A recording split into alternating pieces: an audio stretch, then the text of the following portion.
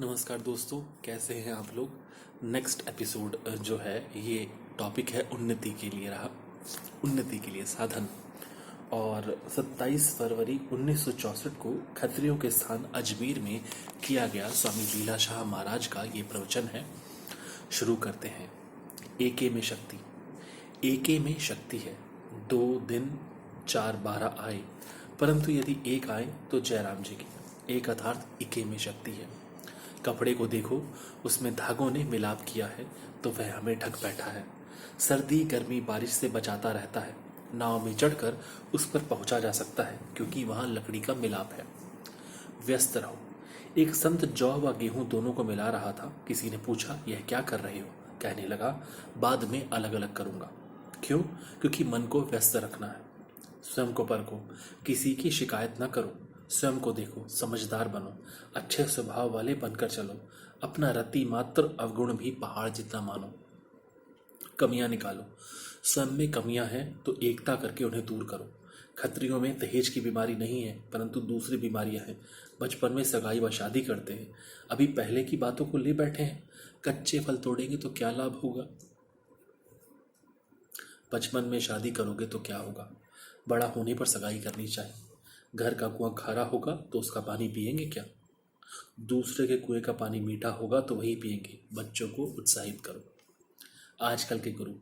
आजकल औरतें गुरुओं पर मेहरबान हैं। जिन्हें गुरु समझती हो वे लुटेरे हैं। स्त्री के लिए पतिव्रत धर्म प्रमुख है। ईश्वर एक। ईश्वर एक है, हम सभी उसी एक के हैं। कहते हैं कि दिख सेहराबंदी पर आना, दिख अर्थात दिखाना।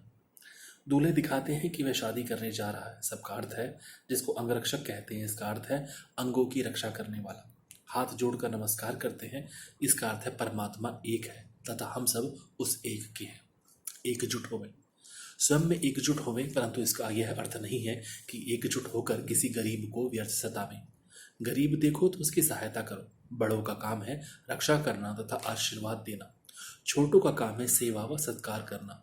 नौजवानों की भी आवश्यकता है तो अनुभवी बुजुर्गों की भी आवश्यकता है। अनुभव बड़ी चीज है। छोटों की बातें भी ध्यानपूर्वक सुननी चाहिए तथा उत्साहित करना चाहिए कि सेवा करें। घर, मोहल्ले, गांव, राज्य, देश व फिर सारे संसार की सेवा करें। नर हो या नारी, सभी सच्चे परमात्मा को याद करें। एक दूसरे के प्रति शुद्ध भावना रखो। आप अपनी भलाई चाहते हैं तो दूसरों की भी भलाई करो तो आपका भला होगा।